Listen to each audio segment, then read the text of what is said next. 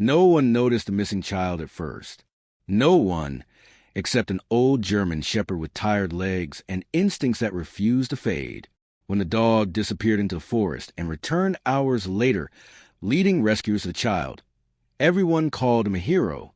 But what the retired man did afterward, quietly, without applause, would leave an entire town in stunned silence and prove that true courage doesn't need an audience.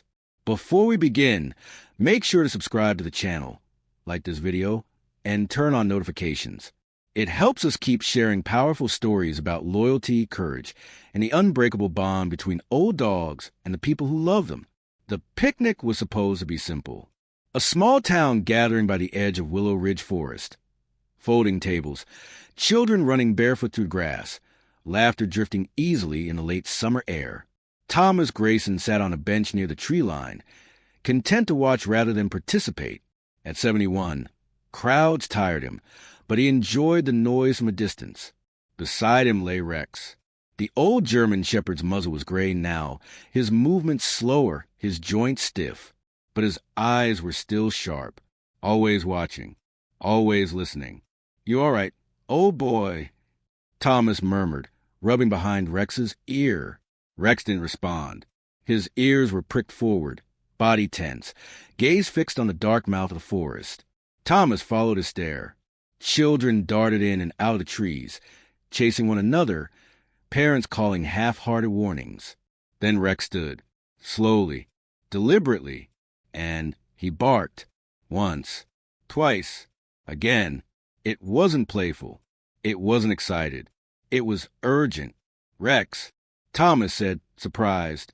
The dog barked again, louder this time, then took a few stiff steps toward the forest and stopped, looking back at Thomas. Thomas's stomach tightened. Rex hadn't barked like that in years. Not since his working days. Not since he'd been younger, stronger. "What is it?" Thomas whispered. Rex didn't wait. He turned and disappeared into the trees. "Hey, Rex!" Thomas shouted, pushing himself up from the bench, heart pounding. "Rex, come back!" But the dog was already gone. Minutes passed. Then shouting erupted near the picnic tables. A woman screamed a name. "Eli? Eli!" Panic rippled through the crowd like a sudden wind. Parents gathered children quickly, voices rising, faces pale. A little boy was missing. Thomas felt his blood run cold. He looked toward the forest, the same direction Rex had run. "He knows," Thomas whispered. Search teams formed quickly. Volunteers spread out with flashlights as daylight began to fade. Thomas tried to follow, but his knees protested sharply. Age had claimed more than he liked to admit. An hour passed. Then, too, just as hope began to thin, a bark echoed from deep within the woods. One bark, then another. Rescuers ran toward the sound. Minutes later, Rex emerged from the trees, limping, exhausted, with a small boy clutching his fur. Alive. The crowd erupted. People cried, hugged, applauded. "Good dog!" "He saved him." "That dog's a hero." Rex stood quietly, sides heaving, eyes searching the crowd, until he found Thomas. Rex staggered toward him, collapsing at his feet. Thomas knelt instantly, hands shaking. "You did it," he whispered. "You did it." But as the cheers continued, Thomas noticed something no one else did. Rex's breathing was wrong. Too fast, too shallow. And beneath the cheers and cameras, Thomas made a decision. One no one expected. The applause didn't stop. People crowded around Rex and the rescue boy, voices overlapping, hands reaching out to touch the dog's fur, to pat his head, to capture the moment on their phones. Flashlights flickered like small stars as dusk settled into night. Thomas Grayson knelt beside Rex, shielding him instinctively with one arm. "Give him space," Thomas said quietly, though his voice was nearly swallowed by the noise. Rex's chest rose and fell rapidly beneath Thomas's hand. Each breath sounded shallow, strained, like air pulled through a narrow passage. His tongue lolled slightly, gums pale beneath the gray fur of his muzzle. Thomas felt a knot tighten in his chest. This wasn't just exhaustion. He'd seen it before. Years ago, when Rex was still working search and rescue, there had been nights like this. Moments after a successful find, when adrenaline faded and the body revealed what instinct had pushed past. "Someone get water," a man shouted. A bottle appeared, tilted toward Rex's mouth. Rex barely lapped at it before pulling away, whining softly. Thomas leaned close, his forehead nearly touching Rex's. "Easy," he whispered. "You're safe now." The little boy's mother knelt nearby, sobbing, clutching her son tightly. She looked up at Thomas, eyes shining with gratitude. "Thank you," she said breathlessly. "Your dog, he saved my child." Thomas nodded, unable to speak, because all he could feel was the truth pressing in on him. Rex's body trembled. The paramedics arrived moments later, red lights washing over the clearing. They checked the child first. Minor scrapes, dehydration shock, but alive and stable. Then one of them knelt beside Rex. "Old dog?" the paramedic asked gently. 12, Thomas replied. "Maybe older." The paramedic pressed fingers against Rex's side, listening carefully, then looked up at Thomas. "He needs to be seen," he said quietly. "Now." Thomas didn't hesitate. "I'll go with him." "But, sir," another voice interjected, a local reporter, microphone already raised. "People want to hear your story, what your dog did." Thomas stood slowly, lifting Rex's head into his lap. "My dog doesn't need a story," he said calmly. "He needs help." The paramedics brought a stretcher, not designed for dogs, but adapted quickly with blankets.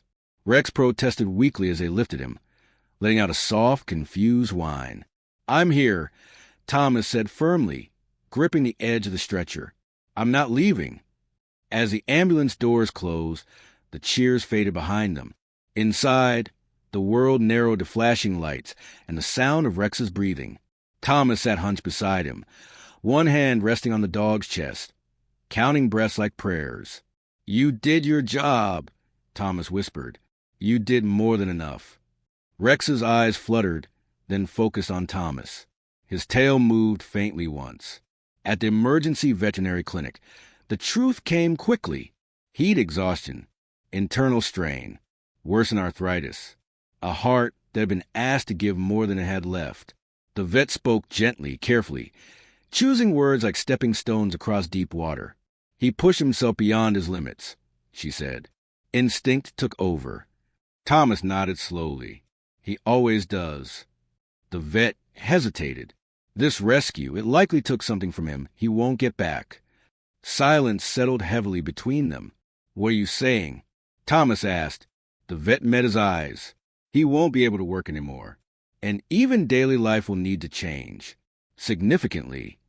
Thomas looked through the glass window at Rex lying on the table, for in his leg, chest rising and falling slowly now. "He saved a child," Thomas said quietly. "Yes," the vet replied. "And now he needs to be saved from himself." That night, Thomas stayed. He sat beside Rex's kennel long after visiting hours ended, hands slipped through bars, fingers resting against familiar fur. "You heard him, didn't you?" Thomas murmured. "That boy. You heard him crying." Rex shifted slightly, eyes half open. "I try to protect you," Thomas admitted softly. "I try to keep you from working too hard. But you never stop being who you are." Images filled Thomas's mind. Rex is a young dog, powerful and fearless. Rex finding lost hikers. Rex leading rescuers through snowstorms and darkness. Rex had never known how to stop. Near midnight, a nurse approached quietly. "Sir," she said gently, "the town's outside. They're asking about a ceremony. They want to honor him." Thomas closed his eyes. "They don't understand," he said. The nurse waited. "They think the story ends with applause," Thomas continued. "But for him it doesn't." He stood slowly, joints aching, heart heavier than ever. "I need to make a decision," Thomas said. "A decision?" the nurse asked. Thomas looked back at Rex. "Yes," he said quietly. "One that's not about heroics." Outside, the town still buzzed with excitement. Stories already being told and retold. Inside, in the quiet glow of the clinic lights, Thomas faced a truth no one else wanted to see. Rex had given everything. And now, loving him meant doing something that would disappoint everyone else, including himself. Morning arrived quietly, almost apologetically. Sunlight filtered through the narrow clinic windows, casting pale stripes across the floor. Thomas Grayson sat stiffly in a plastic chair, having slept no more than a few minutes at a time. His hands were folded in his lap, fingers interlocked so tightly they ached. Across the room, Rex lay motionless on a padded mat, for still in place, chest rising and falling in a slow, careful rhythm. The old German shepherd looked smaller now, fragile in a way Thomas wasn't ready to accept. The vet returned just after dawn. She moved softly, checking Rex's vitals before turning to Thomas. Her expression was kind, but serious. "He stabilized overnight," she said. "That's the good news." Thomas nodded. "And the rest?" She hesitated. "His heart is weak. The exertion caused damage. Not catastrophic, but permanent." Thomas swallowed. "What does that mean day to day?" "It means no more rescues. No strenuous activity. No stress. And even with all that, his time is limited." The words landed heavily, each one sinking deeper than the last. Thomas looked at Rex. "If I take him home?" "You can," the vet said, "but his life needs a change. Completely." Thomas closed his eyes. Outside the clinic, the town was already awake. By mid-morning, news vans lined the street. Reporters waited with cameras, eager smiles fixed in place. Someone had made posters overnight. Someone else had started a petition for a medal. A banner hung crookedly across the community center down the road. "Hero Dog. Thank you, Rex."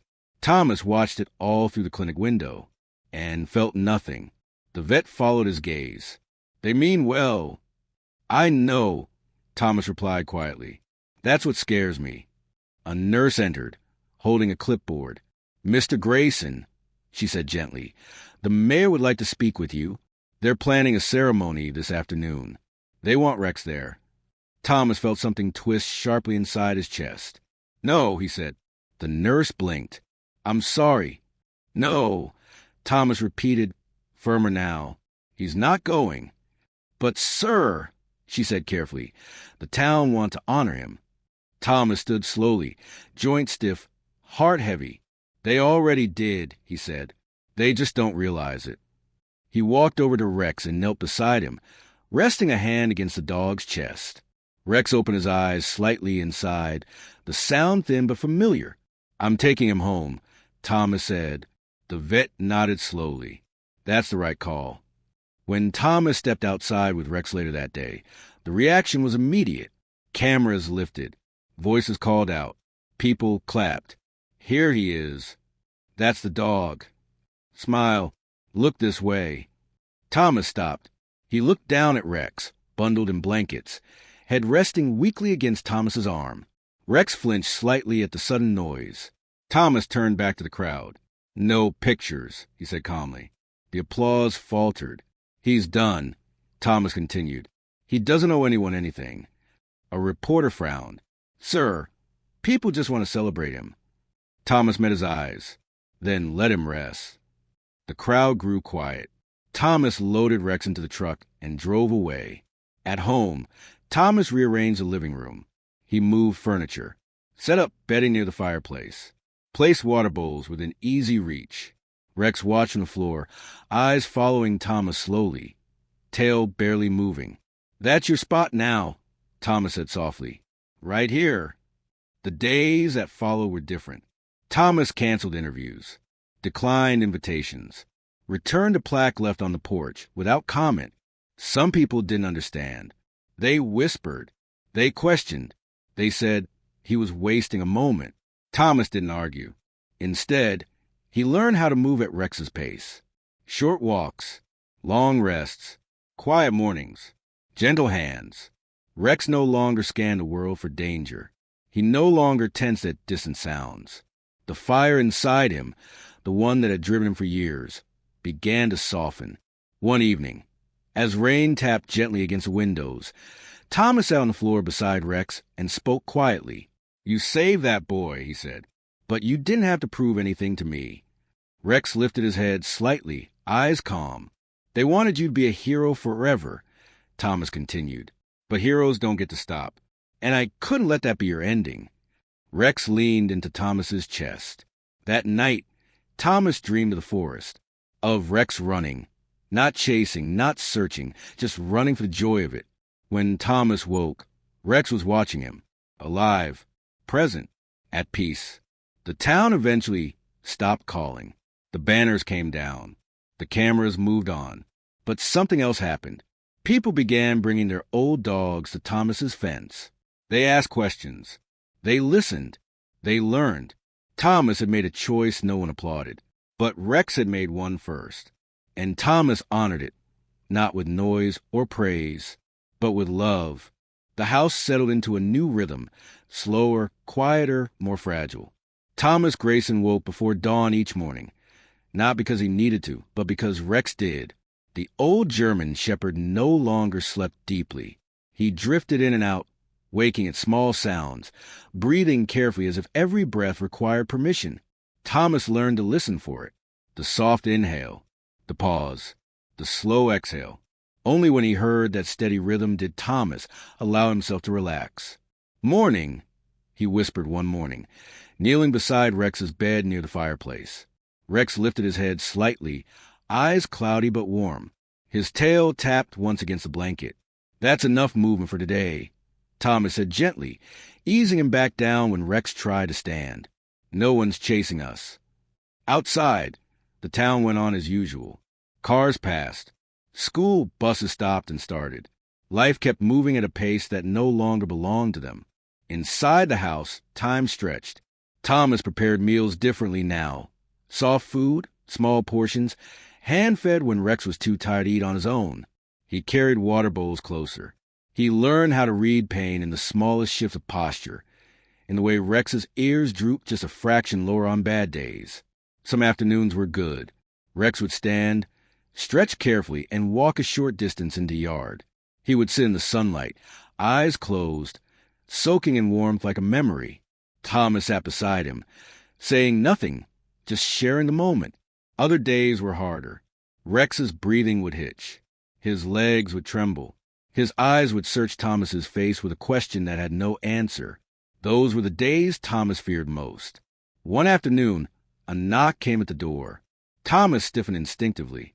He hadn't expected visitors anymore. When he opened it, he found the boy Rex had saved standing on the porch with his parents. The child held a folded piece of paper in his hands. "I want to say thank you," the boy said softly. Thomas knelt carefully to his level. "You don't owe us anything." The boy shook his head and handed Thomas the paper. Inside was a drawing, a stick-figured dog standing tall beside a small child, a heart drawn clumsily between them. Thomas swallowed hard. Rex stirred at the sound of the boy's voice and lifted his head. When he saw the child, his tail moved faintly. The boy smiled. "He remembers me." Thomas nodded. "He always will." They didn't stay long. They didn't bring cameras. They didn't ask questions. That mattered. After they left, Thomas sat beside Rex and stared at the drawing for a long time. "He got his happy ending," Thomas whispered. "Because of you." Rex rested his head against Thomas's knee. That night, Rex's breathing changed. It became shallow, uneven. Each breath sounded like effort rather than instinct. Thomas sat on the floor beside him, heart pounding, hands trembling as he stroked Rex's fur. "I know," Thomas whispered. "I know it hurts." He called the vet. She listened quietly, then spoke with gentle honesty. "This is the beginning of the decline we talked about." Thomas closed his eyes. "Is he suffering?" "Not yet," she said. "But he will. Soon." Thomas hung up the phone and stayed where he was, fingers buried in Rex's fur, breathing in the familiar scent. "You carried so much," Thomas murmured. "I wish I could carry this for you too." Rex opened his eyes and looked at him, not afraid, not confused, just trusting. That look broke something inside Thomas. In the days that followed, Rex stopped walking altogether. Thomas lifted him carefully when needed, his aging body protesting with every movement. He didn't care. He would do it as long as Rex needed him. Neighbors noticed the curtains staying closed, the house growing quieter. They left food on the porch without knocking. No one asked about ceremonies anymore. The world had moved on, but Thomas hadn't.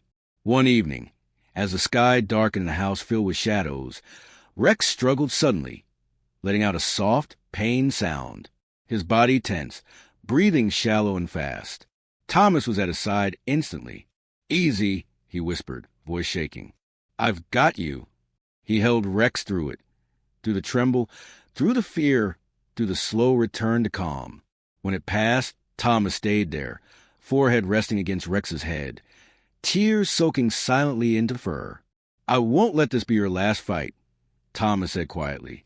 He knew then what he had to do, not because the vet said so, not because of pain alone, but because love had reached its final responsibility. That night, Thomas sat at the kitchen table long after Rex fell asleep. He stared at the phone for a long time. Then he picked it up. "I'm ready," he said softly when the vet answered. "I want him to be at home." He hung up and leaned back in the chair, hands shaking. The applause had ended long ago. But the hardest moment, the one that mattered most, was still ahead, and Thomas would face it the same way Rex had faced everything else. Quietly, bravely, with love. The morning arrived without ceremony. No crowds, no banners, no applause, just a pale sky stretching quietly over the small house at the edge of town. Thomas Grayson woke before sunrise and sat for a long moment on the edge of his bed, listening. He waited for the sound he had learned to recognize above all others, Rex's breathing. Slow, shallow, still there. Thomas exhaled. He rose carefully, joints aching, and walked into the living room. Rex lay on his bed near the fireplace, eyes open, watching Thomas as if he had been awake the entire time. "Good morning," Thomas whispered. Rex's tail moved once. That was enough. Thomas brewed coffee, but didn't drink it. He opened the windows to let in the cool morning air. Birds called softly outside, unaware that something sacred was unfolding. He knelt beside Rex and ran his hand through familiar fur, lingering over every ridge and scar, every place his hands had known for years. "You were never just a dog," Thomas said quietly. "You were my partner." Rex's eyes never left him. The vet arrived just after 8. She parked discreetly, carrying only what was necessary. No clipboard, no rush. She greeted Thomas with a gentle nod, her voice low and respectful. "You don't have to be strong today," she said. Thomas nodded. "I know." They moved Rex to the porch together. Thomas wrapped him in his favorite blanket and sat with his back against the wall, Rex's head resting in his lap. The oak tree cast long shadows across the yard, leaves barely stirring in the breeze. "This is where you like it," Thomas whispered. "You can feel the air." Rex's breathing was labored now. Each breath took effort, but there was no panic, only exhaustion. Thomas stroked his ears slowly, rhythmically, grounding both of them. "I need you to know something," Thomas said, voice trembling. "I never regretted one day with you. Not one." Rex blinked slowly. "You saved that child," Thomas continued, "and everyone saw a hero, but I saw something else." He leaned closer. "I saw an old soul who didn't know how to stop giving." Tears slipped freely now, unchecked, "and I promised myself I wouldn't let the world take anything else from you." The vet knelt beside them, quiet as a shadow. "When you're ready," she said softly. Thomas rested his forehead against Rex's head. "Thank you," he whispered, "for trusting me, for staying." Rex let out a final, deep sigh, the kind that sounded like release. The injection was gentle.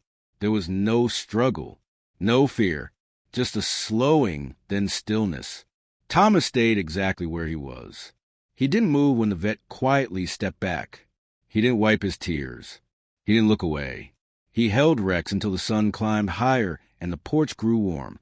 "I'm here," Thomas whispered. "You don't have to watch anymore." When it was over, Thomas carried Rex to the oak tree alone. His body protested, but he ignored it. He buried Rex beneath the roots, placing the child's drawing beside him. Folded carefully, protected. Above the grave, Thomas placed a simple wooden marker. He gave everything. He was allowed to rest. The days that followed were quiet. Painful, but clean. Thomas walked the town alone now. People nodded respectfully, but didn't stop him. The story had already been told. The headlines had faded. But something had changed. Old dog owners began stopping Thomas quietly, asking questions, not about heroics, but about knowing when it was time. Thomas answered honestly. One afternoon, the boy Rex had waved at Thomas from across the street. Thomas waved back. That was enough. On his porch one evening, Thomas sat alone, watching the sunset behind the trees. For a moment, he swore he felt it, a familiar presence at his side.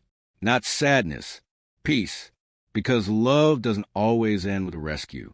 Sometimes, the bravest act happens after the danger is past, when no one is watching and applause no longer matters. Thomas Grayson had made a choice that disappointed the crowd, but honored the soul who mattered most. True loyalty isn't loud. It doesn't ask for recognition. It shows up and stays until the very end. If this story touched your heart, subscribe to the channel, leave a like, and share it with someone who believes love should always come before applause. Here at Old Dog Chronicles, every story matters.